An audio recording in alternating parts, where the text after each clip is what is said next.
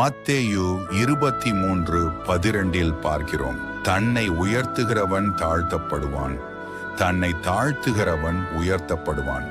இந்த வசனத்திற்கு நான் ஒரு உதாரணம் சொல்கிறேன், கேளுங்கள். ஒரு நாள் 2 மனிதர்கள் தேவனை ஜெபிக்க ஆலயத்துக்குள் வந்தார்கள். ஒருவர் மதத்தில் உயர்ந்தவன், மற்றவர் மக்களால் வெறுக்கப்பட்ட சுங்கக்காரன். பரிசேயன் முன்னிலையில் நின்றான்.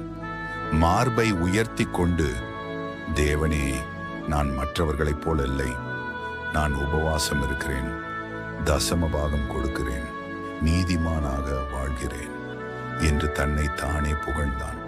ஆனால் அங்கே தூரத்தில் ஒரு மனிதன் கண்களை உயர்த்தவும் தயங்கினான்.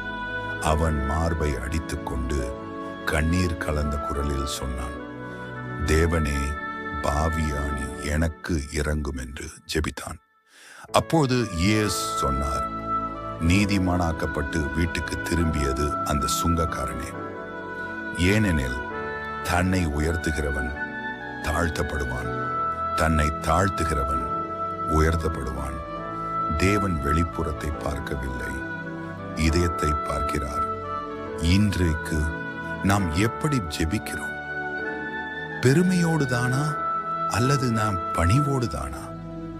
நினைவில் கொள்ளுங்கள், பணிவு தேவனின் இருதயத்தை தொடும்.